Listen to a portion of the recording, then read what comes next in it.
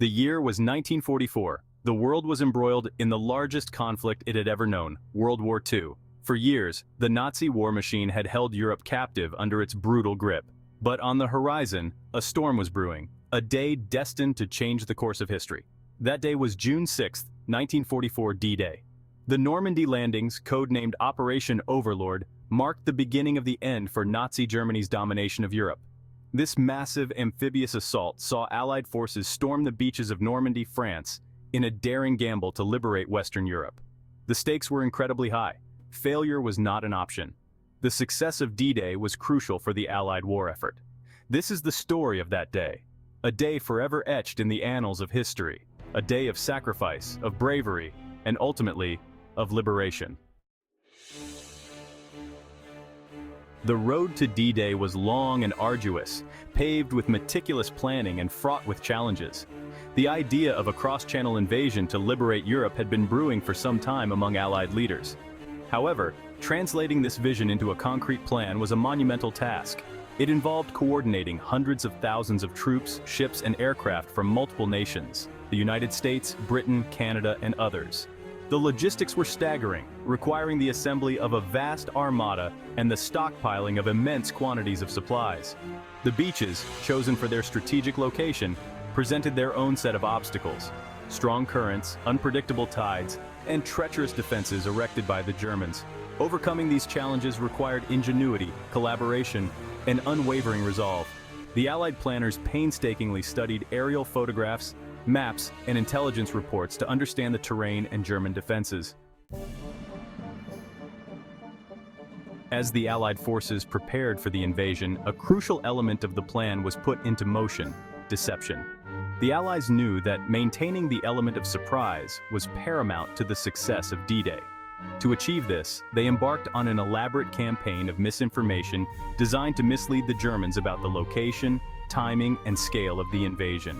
This campaign, codenamed Operation Fortitude, involved a sophisticated blend of double agents, fake radio transmissions, and physical decoys. The Allies fabricated an entire phantom army, complete with inflatable tanks, dummy landing craft, and a steady stream of false radio chatter, suggesting an impending invasion at the Pas de Calais. The Germans, convinced that the main Allied attack would come at Calais, diverted troops and resources away from Normandy. This deception proved crucial in the initial success of the landings. Operation Fortitude stands as a testament to the ingenuity and strategic thinking of the Allied planners. The night before the invasion, a palpable tension filled the air. On the southern coast of England, Allied soldiers prepared for what lay ahead. Under the cloak of darkness, they loaded onto ships, their faces etched with a mixture of fear, determination, and a quiet sense of purpose. For many, this was the culmination of months, even years, of training. They had left behind homes, families, and loved ones, united by a common goal: to liberate Europe from the grip of tyranny. In the close confines of their ships, they wrote letters, whispered prayers, and shared stories, finding solace and strength in the camaraderie of their brothers in arms. General Dwight D. Eisenhower, the Supreme Allied Commander, visited with paratroopers preparing to drop behind enemy lines. He spoke of the importance of their mission, the liberation of millions hanging in the balance. As dawn approached, the vast armada of ships set sail for the Normandy coast. Storming the beaches, the Allied assault begins. The pre-dawn darkness was shattered by the roar of naval guns as the Allied armada unleashed a thunderous bombardment on the German defenses along the Normandy coastline. Under a sky choked with smoke and fire, the first wave of landing craft carrying thousands of Allied soldiers surged towards the beaches. The invasion unfolded across 5 beaches, each codenamed for its role in the operation: Utah, Omaha, Gold, Juno, and Sword. The landings were met with varying degrees of resistance. At Utah and Gold, the Allies encountered relatively light opposition, allowing them to establish a foothold with relative ease. Juno and Sword beaches presented a fiercer fight, with German defenders putting up stiff resistance. However, the determined Allied assault, spearheaded by British and Canadian troops, eventually overwhelmed the German positions. The initial hours of the invasion were critical, a chaotic and bloody struggle for every inch of ground.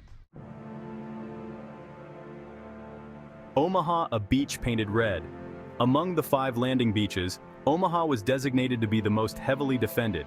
The terrain, a steep bluff overlooking a wide expanse of sand, favored the German defenders, who unleashed a murderous hail of machine gun fire, mortar shells, and artillery on the approaching American troops.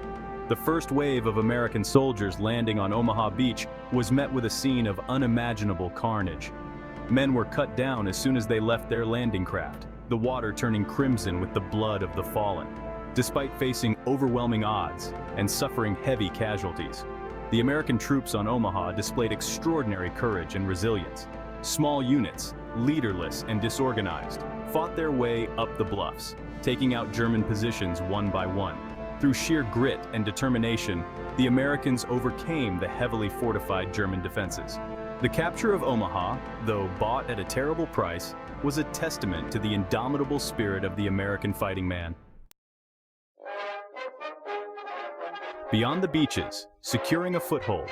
As the sun began to set on June 6, 1944, the Allies had gained a precarious foothold on the Normandy coastline. The beaches, once killing fields, were now bustling with activity as reinforcements and supplies poured ashore. But the battle was far from over.